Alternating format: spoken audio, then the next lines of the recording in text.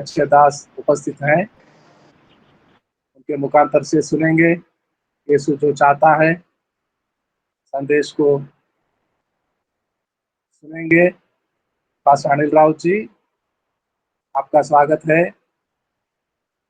7:20 तक आपके पास समय होता है। समय को दृष्टि में रखते हुए आप आइए, हमारे बीच संदेश प्रचार करें। पास्टर अनिल राउत जी।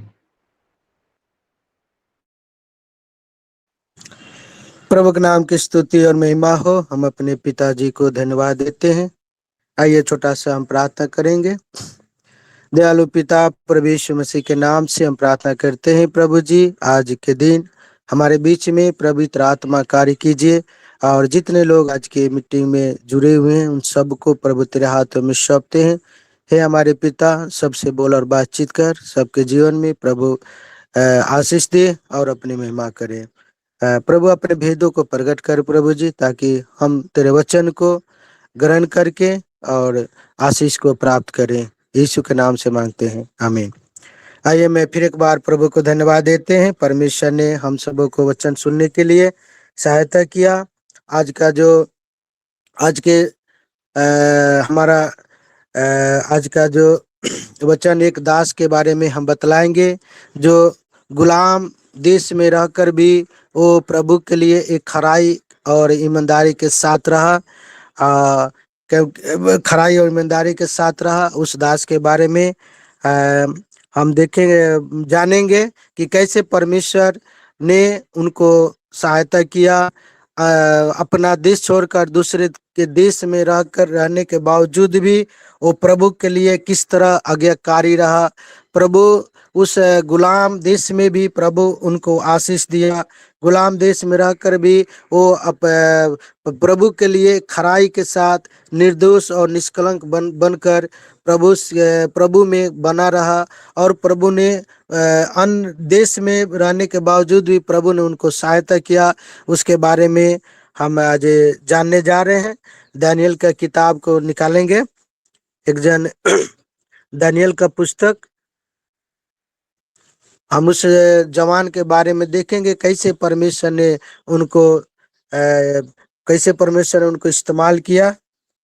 निकालेंगे एक अध्याय, दानियल एक अध्याय। वचन शुरू से पढ़ना है। जी जी जी। यहूदा के राजा यहोयाकीम के राज्य के 3रे वर्ष में बेबीलोन के राजा नबूकदनेस्सर ने यरूशलेम पर चढ़ाई करके उसको घेर लिया। तब परमेश्वर ने यहूदा के राजा यहोयाकीम को परमेश्वर के भवन के कई पात्रों सहित उसके हाथ में कर दिया, और उसने उन पात्रों को शिनार देश में अपने देवता के मंदिर में ले जाकर अपने देवता के भंडार में रख दिया। अब उस राजा ने अपने खोजों के प्रधान अस्पनज को आज्ञा दी कि इजरायली राजपुत्रों और प्रतिष्ठित पुरुषों में से ऐसे कई जवानों को ला जो निर्दोष, सुंदर और सब प्रकार की बुद्धि में प्रवीण और ज्ञान में निपुण और विद्वान और राज मंदिर में हाजिर रहने के योग्य हों, और उन्हें कसदियों के शास्त्र और भाषा की शिक्षा दे। राजा ने आज्ञा दी कि उसके भोजन और पीने के दाख मधु में से उन्हें प्रतिदिन खाने पीने को दिया जाए। इस प्रकार 3 वर्ष तक उनका पालन पोषण होता रहा। तब उसके बाद वे राजा के सामने हाजिर किए जाएं। बस हालेलुया। यहाँ पर हम देखते हैं कि ये जो वचन में लिखा है कि बेबीलोन देश के जो राजा नबूकदनेस्सर जो है, वो इजराइल का सारे लोगों को बंदी बनाकर लेकर अपने देश बेबीलोन आता है। ये जो इजराइल देश कौन है? परमेश्वर का देश है। परमेश्वर ने इजरायलियों से वायदा किया। परमेश्वर ने जो मिस्र देश में जो जितने इजरायली लोग थे वो गुलाम थे। अब मिस्र देश से निकाल कर परमेश्वर ने इजरायलियों को ले जाकर इजराइल में कनान देश में उनको रखा हुआ था। लेकिन परमेश्वर का वचन बतलाती है कि वो जो इजराइल का जितने भी, इजराइल कौन है? वो याकूब का घराना के लोग, वो उसको लाकर बेबीलोन देश में लाकर नबूकदनेस्सर युद्ध करके, लड़ाई करके वहाँ के सारे देशों को अपने देश में लाकर रख देता है। और इस जगह में हम देखते हैं कि ये जो इजराइल में जो इजराइल का जो गुलाम, वहाँ के सारे लोगों को, जितने भी धनवान है, जितने भी पैसा वाला है, और ये जो जितने भी वहाँ का लोग था, सबको गुलाम बनाकर अपने देश बेबीलोन में लेके आता है। इसके पीछे कारण क्या है कि परमेश्वर ने एक राजा के गलती करने के चलते इस सारे लोग गुलाम बनकर बेबीलोन आए। वो राजा के गलती के एक राजा के गलती करने के चलते इतना बड़ा काम यहाँ पर होता है। क्योंकि लिखा है कि परमेश्वर ने यहूदा के राजा याकूब को परमेश्वर के भवन में नहीं, यहाँ पर राजा नबूकदनेस्सर ने यरूशलेम पर चढ़ाई करके उसको घेर लिया और सारे लोगों को अपने देश में लेकर आया। कहने का मतलब क्या है? क्यों ऐसा मतलब क्यों ऐसा गुलाम बन गया? इसके पीछे कारण है इसहाक का पत्री हम निकालेंगे। इसहाक का पत्री 39 अध्याय में देखेंगे ये लोग क्यों, कैसे गुलाम बन गया। क्योंकि ये तो परमेश्वर पर विश्वास करने वाला, परमेश्वर की आराधना करने वाला, परमेश्वर के पीछे चलने वाला लोग है, लेकिन ये गुलाम कैसे बन गया, इसके बारे में हम देखते हैं, पढ़ेंगे 39 अध्याय, इसहा 39 अध्याय 39 का वचन बताइए। 39 के 1 से। उस समय बलदान का पुत्र मरोदक बलदान जो बेबीलोन का राजा था, उसने हिजकिया के रोगी होने और फिर चंगे हो जाने की चर्चा सुनकर उसके पास पत्री और भेंट भेजी, जिससे हिजकिया ने प्रसन्न होकर अपने अनमोल पदार्थों को, भंडार और चांदी, सोना, सुगंध द्रव्य, उत्तम तेल, अपने हथियारों का सब घर और अपने भंडारों में जो जो वस्तुएं थी वे सब उसको दिखाई। हिजकिय्याह ने भवन और राज्य भर में कोई ऐसी वस्तु नहीं रह गई जिससे उन्हें ने न दिखाया हो। तब यशायाह तीसरा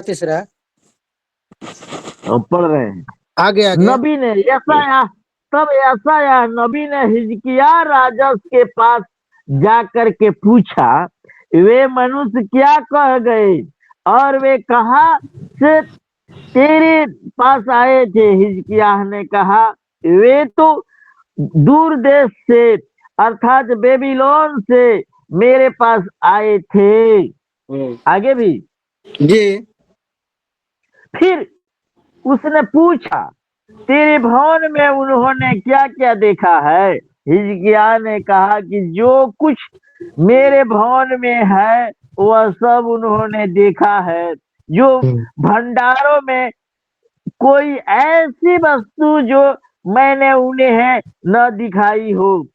तब यशायाह ने हिजकिय्याह से कहा, सेनाओं के यहोवा का यह वचन सुन ले, ऐसे दिन आने वाले हैं जिनमें जो कुछ तेरे भवन में है और जो कुछ आज के दिन तक तेरे पुरखाओं का रखा हुआ तेरे भवन में है, वह सब बेबीलोन उठ जाएगा।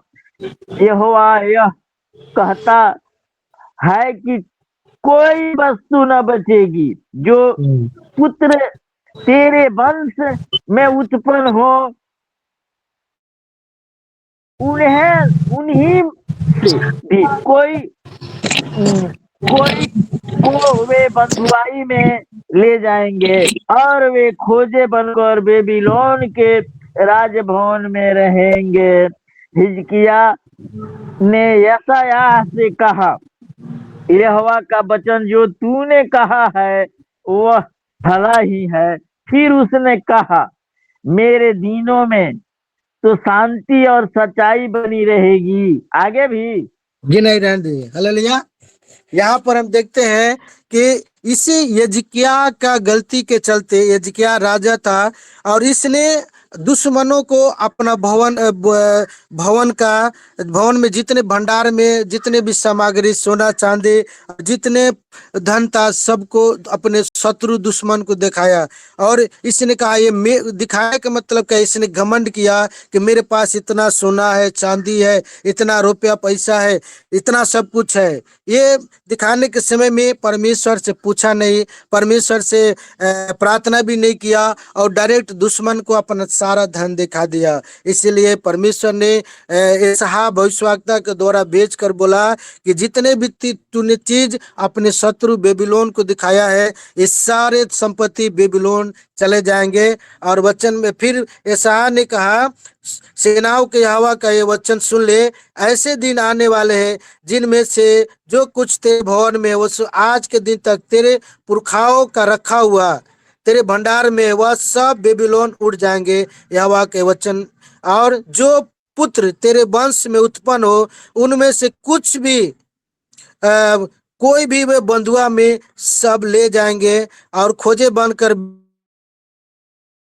बेबीलोन के भवन में बने रहेंगे। क्योंकि यजकिया का जो गलती करने के चलते परमेश्वर ने एक बहुत बड़ा दंड दिया।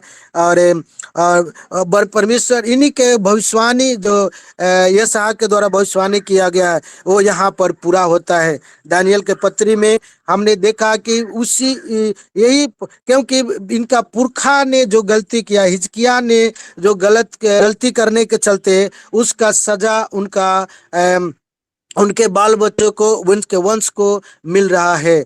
और वहां पर भी देखते हैं हिजकिया को जब इस बातों को मालूम हुआ कि मेरे बच्चे लोग बंधुआ में चले जाएंगे, फिर भी हिजकिया कहता है कि मेरे देश में कम तो शांति रहेगा, हमारे मरने के बाद मेरा बाल बच्चा उठ जाए या दूसरे के देश में गुलामी बन जाए, उसने अपने बाल बच्चों को चिंता नहीं किया, सिर्फ अपने लिए चिंता किया। क्योंकि हिजकिया जो था एक स्वार्थी के जैसा जीवन बिता रहा था। लेकिन फिर भी इनका वंश के बारे में, इसी का वंश जो दानियल के किताब में हमने देखा, जो बेबीलोन में जाने के बाद में हम देखते हैं कि जब इनका जो गुलाम देश में ये 4 जन को वहाँ का राजा जो था खोजा ने एक बोला कि प्रतिष्ठित पुरुषों में से कई जवान को ला जो निर्दोष, सुंदर, सब प्रकार के बुद्धि में प्रवीण, ज्ञान में निपुण, बुद्धिमान, राज मंदिर में हाजिर रहने के योग्य हो,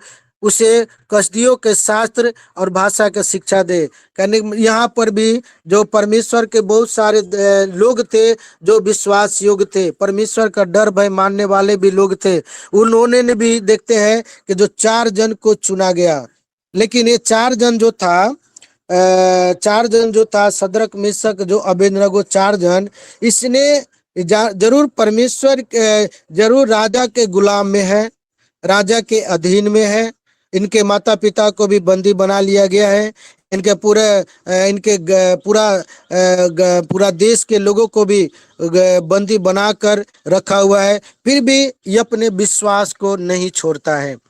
हम देखते हैं इस शद्रक मेशक अबेदनगो के बारे में, दानियल के बारे में हम देखते हैं कि ये लोग गुलाम के देश में रहने के बावजूद भी, ये राजा का अधीन में रहने के बाद भी अपने परमेश्वर को बुला नहीं। गुलाम में रहने के बाद भी ये परमेश्वर से ये प्रेम करता है, और प्रेम करने के जरूर प्रेम तो करता है, लेकिन अपने दुश्मनों से भी प्रेम किया। हम दानियल के बारे में भी देखते हैं, पढ़ेंगे इसी का, दानियल के किताब, दानियल कितना के अध्याय, कितना 17 अध्याय, कौन सा 17 वचन, 17 17 कितना एक अध्याय, का अध्याय 17 बोलिए। एक का 17 एक का 17। हाँ हाँ, परमेश्वर ने इन चारों जवानों को सब शस्त्रों और सब प्रकार की विधि विधियाओं विधाओं से बुद्धिमानी और प्रवीणता दी, और दानियल सब प्रकार के दर्शन और स्वप्न के अर्थ का ज्ञानी हो गया। बस बस आगे यहाँ पर जी। देखते हैं ये गुलाम देश में है, ये अपना घर दूसरे के देश में रहने के बावजूद भी परमेश्वर ने इस चारों जवानों को शास्त्र में, विद्या में, और बुद्धिमानी, प्रवीणता और दानियल सब प्रकार के दर्शन और स्वप्न के दर्शन का ज्ञानी होगा। ये दूसरे के मतलब गुलाम देश में रहने के बावजूद भी ये परमेश्वर पर विश्वास किया। गुलाम देश में रहने के बावजूद भी वो दुश्मन के हाथ में है, वो चारों तरफ दुश्मन इनके दुश्मन के देश में रहने के बाद भी इसने, दानियल ने अपना प्रार्थना जीवन जो इनके तो दिनचर्या था वो कायम रखा।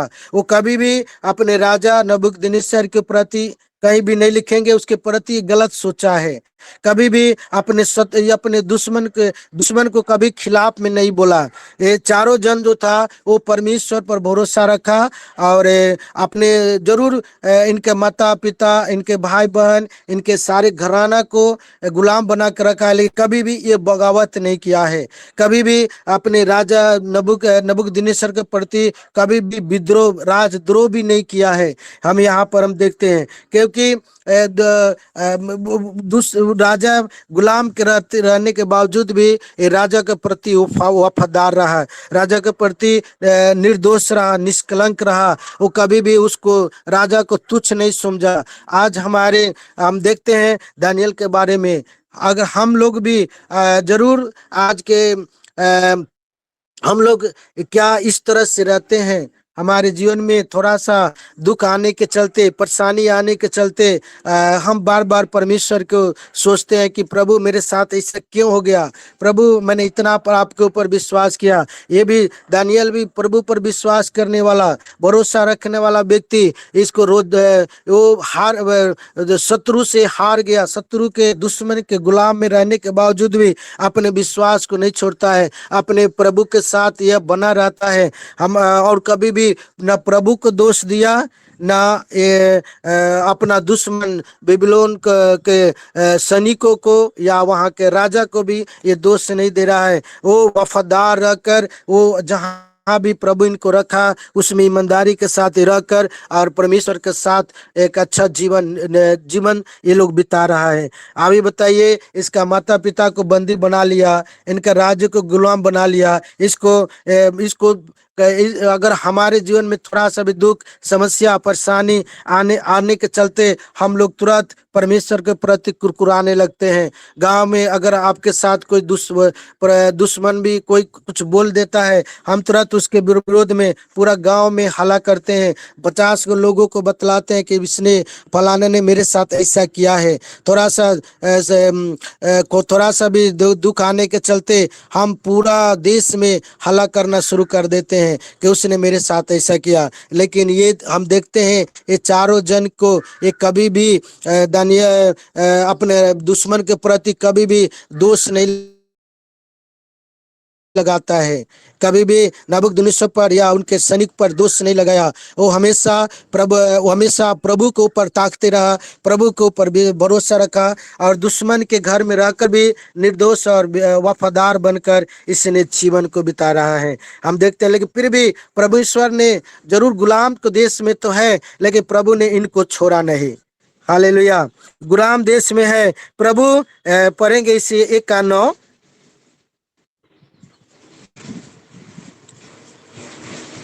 प्रभु 1:9 पढ़िए। परमेश्वर ने खोजे के प्रधान की मन में दानियल के प्रति कृपा और दया भर दी। हालेलुया। यहाँ गुलाम देश में है, चारों तरफ सैनिक है, चारों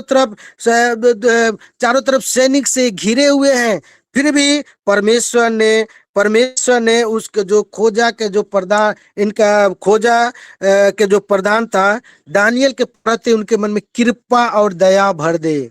हालेलुया। परमेश्वर जरूर हम इससे यही सीखते हैं, हम किसी भी परिस्थिति में रहे लेकिन प्रभु हमारे साथ रहेंगे। हम जंगल में रहे, पहाड़ में रहे या शत्रु के भी हाथ में रहे, फिर भी प्रभु उनके जीवन में कृपा और दृष्टि हमारे प्रति डालेंगे।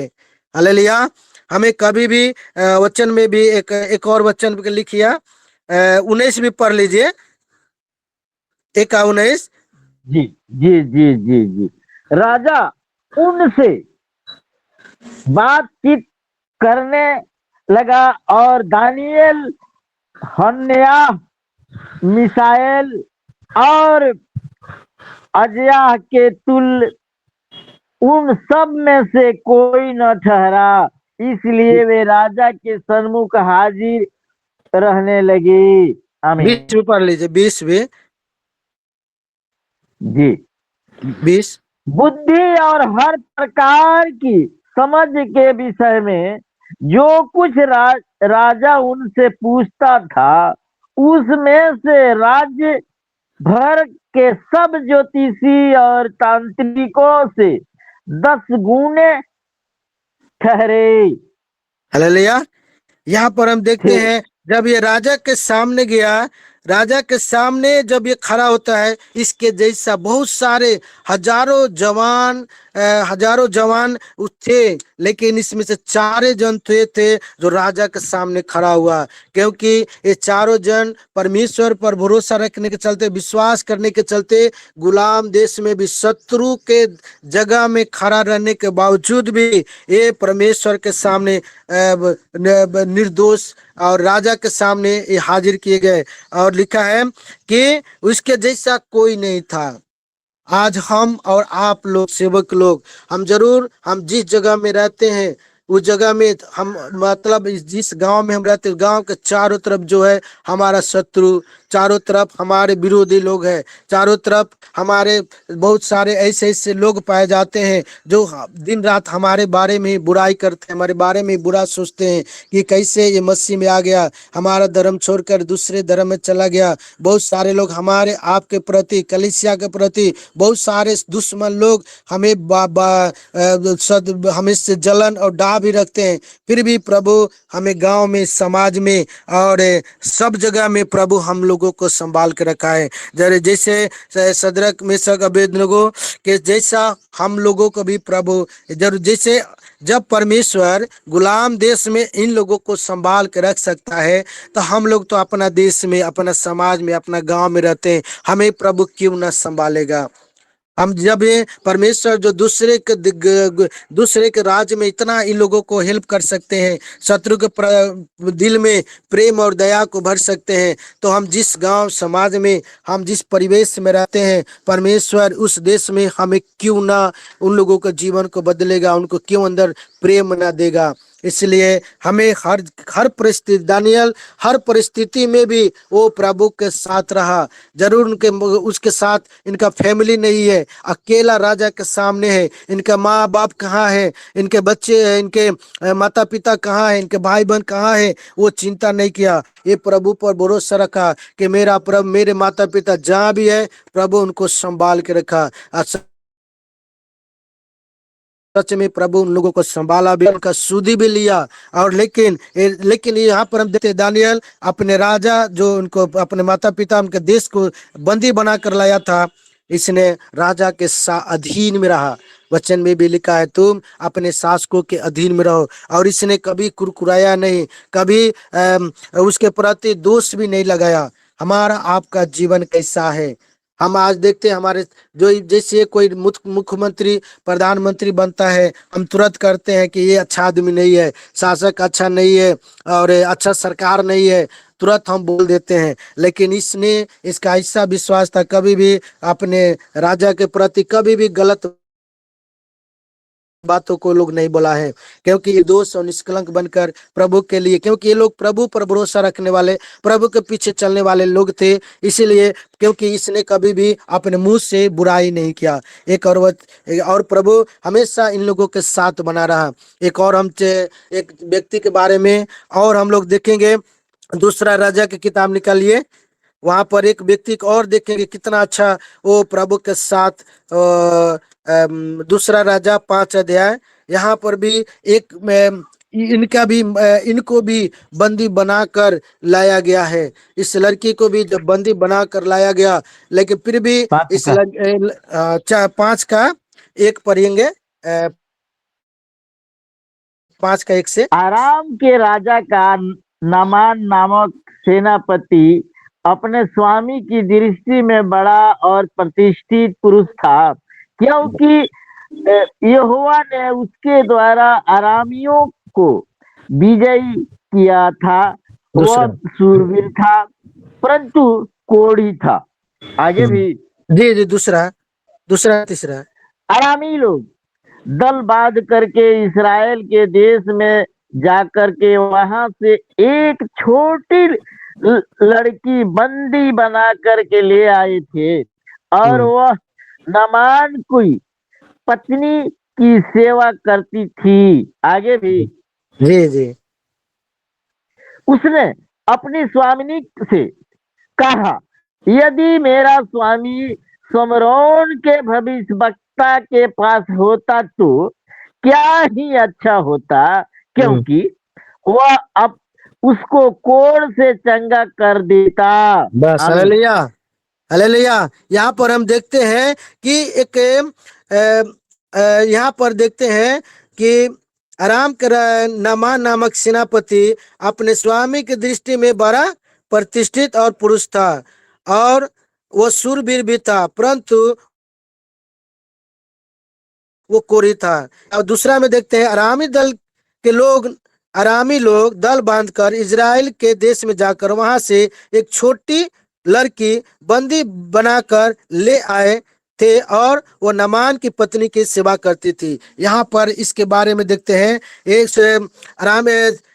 यहाँ पर अरामी दल के लोग दल बांधकर इजराइल के देश में जाकर वहां से एक छोटी लड़की बंदी बनाकर ले आते और नामान की पत्नी की सेवा करते थे। यहाँ पर देखते हैं लड़की को बंदी बनाकर ले आया गया, उठा कर ले आया गया, जीत कर ले आया गया। और ये लड़की जरूर ये जानती थी कि हमें यहाँ पर हमको जबरदस्ती ले आया गया है। ये लड़की को मालूम था कि मेरे माता पिता को भी मार दिया गया है और मुझे जबरदस्ती लाकर यहाँ रखा गया है। लेकिन ये लड़की यहाँ पर देखते हैं कि ये लड़की अब उसकी नामान की जो पत्नी थी उसकी ये सेवा कर रही है। ये कभी भी नामान को भी ये तुच्छ नहीं समझी। जो बंदी बनाकर आने के बाद भी वह उस जहां पर इसको रखा गया था वहां पर ईमानदारी के साथ ये निर्दोष बनकर रही। इसको ऐसा यहाँ पर देखते हैं, ऐसा लग रहा है कि इसके साथ कुछ नहीं हुआ है, ऐसा हो रहा है कि और वह उसकी पत्नी की सेवा भी कर रही है। ये लड़की कितना मतलब है, यहाँ पर देखते हैं ये दूसरे के देश में है, ये अपने देश से उठा लिया गया। ये जरूर इनको तो रो रही होगी, जरूर इनको दुख हुआ होगा, इस लड़की को जरूर ये चिंता की होगी। लेकिन फिर भी ये लड़की भी विश्वास योग्य है, इनके माता पिता भी जरूर विश्वास योग्य होंगे, इसलिए इस लड़की को भी लाने के बावजूद भी ये सेवा कर रही है। क्योंकि ये प्रभु को डर भय में चलने वाले व्यक्ति है, ये प्रभु के साथ रहने वाला व्यक्ति ये लड़की है। और ये लड़की उसकी पत्नी की भी सेवा अच्छा से कर रही है। और यहाँ पर क्या देखते हैं उसके बारे में भलाई भी सोचा। ये जरूर इसको उठा कर लाया है, इसको इसको उठाकर अपने घर में लाया है। फिर भी ये लड़की क्या सोच रही, भलाई को सोच रही है, अपना दुश्मन को, अपने शत्रु के बारे में भलाई को सोच रही है। वो जहां भी है ये भलाई क्या सोच रही है कि उसने अपने स्वामी से कहा, यदि मेरा स्वामी सिमरोन के भविष्यवक्ता के पास होता तो वे अच्छा हो जाता, क्योंकि वह उसको कोरी से चंगा कर देता। आज बताइए, ये लड़की अपने जरूरी बंदी बनाकर है, गुलाम में है, दूसरे के अधीन में है, फिर भी ये राज अपने दुश्मन के प्रति ये सोच, भलाई को सोचे कि अगर यदि यहाँ भलाई भी सोच रही है और प्रभु का सुसमाचार को भी यहाँ पर सुना रही है। यदि ये हमारे स्वामी बोल रही है, यहाँ पर कितना अच्छी इस लड़की के बारे में देखा गया है। इसको अब उसको दुश्मन वो कुरकुराया नहीं, उसको तुच्छ, ये लड़की उसको तुच्छ में नहीं जाना, ये उठाकर लाई लड़की है, फिर भी उसको स्वामी बोल रही है, उसकी पत्नी की सेवा भी करे, उसके बारे में भलाई को भी सोच रही है। ये कितना यहाँ पर कितना अच्छा इस लड़की के बारे में देखते हैं। और उसको बोले कि यदि अगर हमारे भविष्यवक्ता के पास जाएगी, ये कोरी को चंगा भी कर सकते हैं। और परमेश्वर इनका जो स्वामी नमान था, उनके लड़की को बात के मानकर और एलिशा के पास हो गया, और एलिशा ने उनको कहा 3 डुबकी लगाने के लिए, और डुबकी लगाने के बाद में वो चंगा हो गई, क्योंकि इस लड़की के द्वारा उसका नमान का कोरी ठीक हुआ। कहने का मतलब क्या है कि गुलाम देश में रहने के बाद भी, बंदी में रहने के बाद भी ये अपने विश्वास को नहीं छोड़ा, बंदी में रहने के बाद भी अपने प्रभु को नहीं छोड़ा, वो दुश्मन के प्रति कुरकुराया नहीं, दुश्मन के प्रति दोष नहीं लगाया कि मुझे यहाँ पर। और दूसरा लड़की रहती, बहुत रोती चिल्लाती, वो कितना दिन तक रोती, वो किसी का बात भी नहीं मानती, वो स्वामी की सेवा भी नहीं करती। लेकिन इस लड़की ने प्रभु के साथ चलने के चलते, प्रभु का डर भय में रहने के चलते वहां पर भी ये अच्छा से सेवा कर रही है। वो इनकी लड़की के द्वारा वो उनका सेनापति जो कोर था, उनका सलाह दिया, लड़की ने सलाह दिया, और सलाह मानने के चलते वो उसका कोरी से शुद्ध हो गया। मेरे भाई मेरी बहन, कैसा बंदी मेरे हमारे जीवन में कैसा भी परिस्थिति क्यों ना हो, इस लड़की के साथ इतना दानियल के बाद देखते हैं, गुलाम देश में रहने के बाद भी वो राजा के साथ अच्छा से रहा, वो प्रभु के साथ भी अच्छा से रहा। और लड़की के बारे में भी देखते हैं, गुलाम देश में रहने के बावजूद भी इसने अच्छा से रह रहा है, जो सेवा का भाव उनके साथ था, लेकिन दुश्मन के प्रति कुरकुराया नहीं। हमारा आपका जीवन भी ऐसा ही रहना है। हम लोग जरूर प्रभु के लोग हैं, हमें किसी भी परिस्थिति में रहे, इन लोगों के जैसा हम लोगों से यही सीखते हैं कि किसी भी परिस्थिति में, जरूर इजराइल में था अच्छा से था, लेकिन जब गुलाम बन के आया फिर भी वो प्रभु को नहीं छोड़ा। राजा दुश्मन को कभी तुच्छ कोसा नहीं, और जहां भी था प्रभु के साथ ये बना रहा, विश्वास में बना रहा। लड़की के बारे में भी देखते हैं, ये लड़की भी जो जरूर गुलाम में थी, फिर भी अब परमेश्वर पर भरोसा रखी और अपने स्वामी के प्रति जिसके अधीन में थी उसका अच्छा से उस सेवा किया, कुरकुराया नहीं। उसी तरह हमारा आपका भी जीवन, प्रभु ने हमें जिस जगह में रखा है, आज बहुत सारे लोग कहते घर नहीं अच्छा है, समाज अच्छा नहीं है, परिवार अच्छा नहीं है, हमारा देश अच्छा नहीं है। बहुत सारे लोग परमेश्वर के कहलाने के बाद भी परमेश्वर उनको चुन लिया, परमेश्वर ने उनको अच्छा जगह में रखा है, अच्छा घर भी दिया है, अच्छा परिवार दिया है, अच्छे बच्चे दिए हैं, फिर भी वो संतुष्ट नहीं है। मेरे भाई बहन, इन नकारात्मक बातों से आप दूर रहें। आज हमारा घर जैसा भी है हमारे लिए अच्छा है, हमारा परिवार जैसा भी हमारे लिए अच्छा है, हमारा गांव समाज जैसा भी है वो हमारे लिए अच्छा है। क्योंकि जब परमेश्वर जब दानियल को मदद कर सकता है, गुलाम देश में उनको अच्छा से रख सकता है, ये लड़की को अपना वो बंदी बना कर लाया और दुश्मन के घर में भी इनको अच्छा से रखा। हम मूसा का बारे में देखते हैं, मूसा भी मिस्र देश में भी परमेश्वर ने उनको इस्तेमाल किया। आज हम जिस समाज में, जिस परिवार में हम रहते हैं, परमेश्वर वहां भी आपको अच्छा से रख सकता है। लेकिन हम अपने विश्वास को मत खोए, अपने प्रभु को ना छोड़े। परमेश्वर में जो परमेश्वर दानियल को गुलाम में बचा सकता है, इस लड़की को भी बचा सकता है, वहां भी सेफ है। हालेलुया। उनका भी सेना पर दानियल जो था वो सेनापति के अधीन में था। ये लड़की भी सेनापति के अधीन में है, नामान के अधीन में जो सेनापति थे उनके अधीन में है। और दोनों भी अच्छा से अपना जीवन को बिताया, अच्छा से प्रभु के साथ प्रभु के बारे में वो बताया। लोग नामान जान गया कि इजराइल का परमेश्वर ही अच्छा परमेश्वर है। और राजा नबूकदनेस्सर भी, वो भी इनके व्यवहार, इनका जीवन के द्वारा उसने भी इनका परमेश्वर को परमेश्वर पूरा इनके द्वारा पूरा देश में परमेश्वर को लोग महिमा की। हमारे आपके द्वारा, आप जिस समाज में, हम लोग जिस गांव में रहते हैं, हमारा गांव समाज में भी जिस परिस्थिति में है, हम प्रभु को अच्छा से रहे। हम अपने बहुत लोग के सोच रहता है कि यहाँ के लोग ठीक नहीं है, यहाँ का समाज ठीक नहीं है, यहाँ के हम जिस समाज में रहते हैं यहाँ का मुखिया ठीक नहीं है, सरपंच ठीक नहीं है। बहुत सारे लोग तरह तरह की नकारात्मक बातों को बोलते हैं। लेकिन इसने कभी भी अपने गांव के प्रति, अपने देश के प्रति कभी भी जहाँ जहाँ गई वो प्रभु की महिमा की। हमें और आपको भी, हम जिस जगह में है, जहाँ जहाँ प्रभु आपको भेजता है, जहाँ जहाँ प्रभु आपको रखा है, उस जगह को लिए प्रभु को हमें धन्यवाद देंगे। प्रभु के साथ निर्दोष बनकर, निष्कलंक बनकर प्रभु की हम लोग महिमा करते रहेंगे। यही इसी से हम लोग यही शिक्षा करते हैं, हम किसी भी परिस्थिति में क्यों ना हो, प्रभु को ना छोड़े। प्रभु के प्रति और दुश्मन के प्रति, समाज के प्रति हमारा सोच अच्छा रहना चाहिए। आइए हम सब मिलकर प्रार्थना करेंगे। हमारे स्वर्गीय पिता, प्रभु यीशु मसीह के नाम से प्रार्थना करते हैं। आज हमारे जितने भी लोगों ने प्रभु का वचन को सुना, प्रभु जी, हम प्रार्थना करते हैं इनके परिवार में जरूर दुख आएंगे, समस्या आएंगे, गांव समाज में उठ खड़े होंगे। हमारे विरोध में बहुत सारे हमारे समाज के लोग, हमारे रिश्तेदार लोग, हमारे हमारे जितने भी दूसरे दूसरे जाति के धर्म के मानने वाले लोग हमारे विरोध में उठ खड़े होंगे। लेकिन हे प्रभु, हमें दानियल के जैसा, हमें इस लड़की के जैसा, हमें भी उस तरह से पवित्र जीवन जीने के लिए, निर्दोष जीवन जीने के लिए हम लोगों को सहायता मदद कीजिए। हे प्रभु, कैसा परिस्थिति क्यों ना हो राजा, हालेलुया, उसमें हमें और हमारे लोगों को भी सहायता मदद करे। हम अपने देश के हर एक सेवक लोगों के लिए, उनके परिवार में जिस किसी भी कैसा ही हालत और परिस्थिति क्यों ना हो प्रभु जी, उसमें या जेल में रहने वाले जितने भी सेवक लोग हैं, जितने लोग बहन लोग हैं, वो क्यों जेल में क्यों ना हो, हर जगह में प्रभु उनको सहायता मदद कीजिए। जब दानियल को आपने सहायता मदद किया प्रभु, उसी तरह एक एक लोगों को आप सहायता मदद कीजिए। सबका सुधि लीजिए प्रभु जी।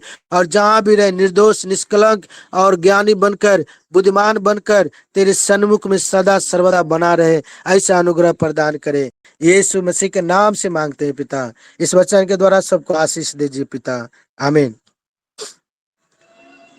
आमीन आमीन। बहुत सुंदर, बहुत बढ़िया संदेश को सुना रहे थे पास्टर अनिल राउत जी, मोतिहारी बिहार से। इस तरह शत्रुओं के बीच में, दुश्मन के राज में होते हुए भी शद्रक, मेशक, अबेदनगो और दानियल के समान अपना धार्मिकता को नहीं छोड़ा, भक्ति जीवन, प्रार्थना नहीं छोड़े। उस लड़की नामान के घर में सेवा करने वाली छोटी बच्ची क्या गवाही देती है।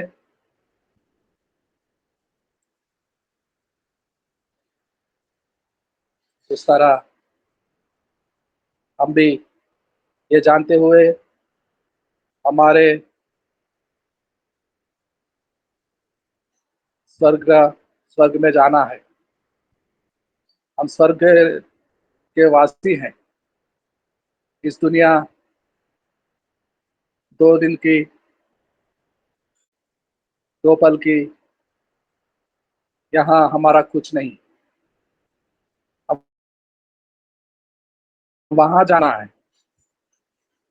आत्मिक रूप से देखे तो ये दुनिया शत्रुओं का, दुश्मनों का घेरे में है।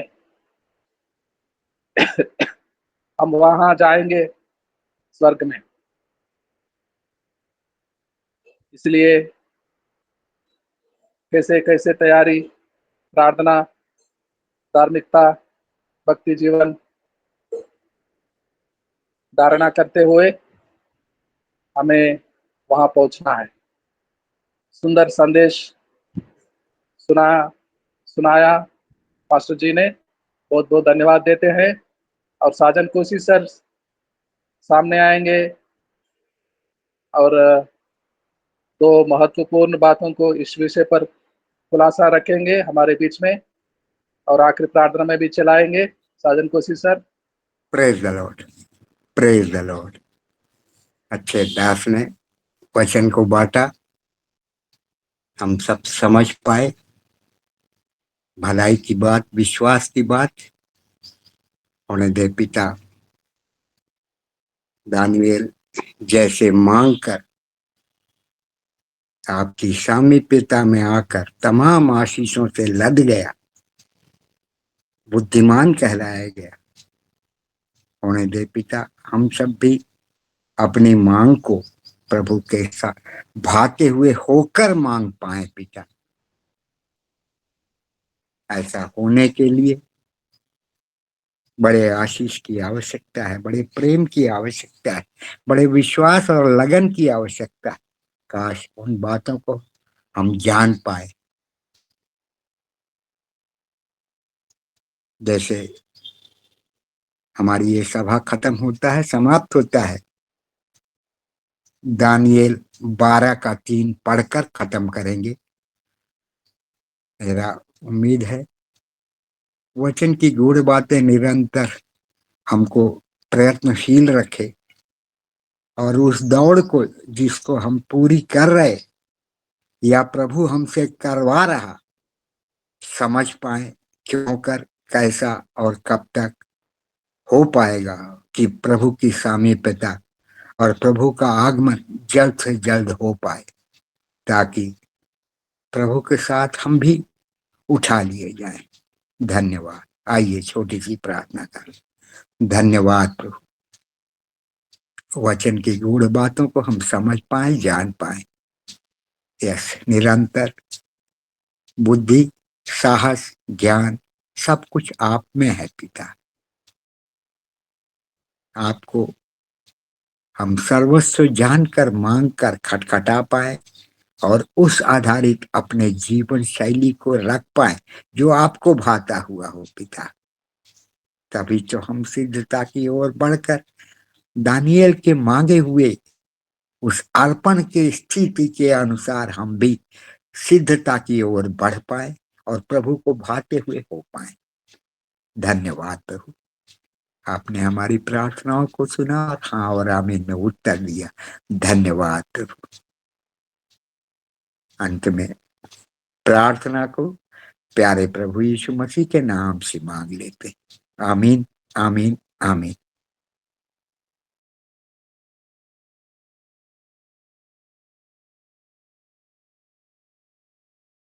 आमीन,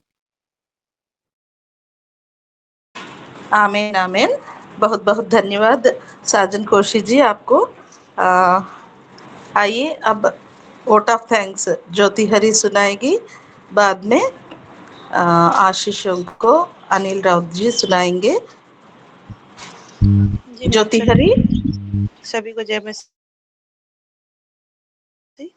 धन्यवाद देते हैं प्रार्थना के लिए विश्वनाथ प्रसाद सर को, और सुंदर से भजन के लिए धन्यवाद देते हैं अलका मैम को, और धन्यवाद देते हैं वचनों को पढ़े जाने के लिए हेमश्री मैम को, संगीता मैम को और अलका मैम को, और धन्यवाद देते हैं आशीष वचन को पढ़े जाने के लिए जयवीर सर को, और सुंदर से प्रचार के लिए धन्यवाद देते हैं अनिल कुमार सर को, और आखिरी प्रार्थना के लिए धन्यवाद देते हैं साजन कोशिश सर को और धनराज सर, हेमश्री मैम, उनकी पूरी टीम को। धन्यवाद। जय मसीह। आमीन, आमीन। आपको भी बहुत बहुत धन्यवाद वचन को पढ़ने के लिए और वोट ऑफ थैंक्स सुनाने के लिए आपको भी बहुत बहुत धन्यवाद। आइए अब आशीषों को लेंगे। अनिल राउत जी, आप आशीषों को सुनाइए। हमारे प्रभु यीशु मसीह का प्रेम, प्रभु यीशु मसीह का अनुग्रह, पवित्र आत्मा का संगति और सहभागिता हम सबों के साथ सदा बना रहे।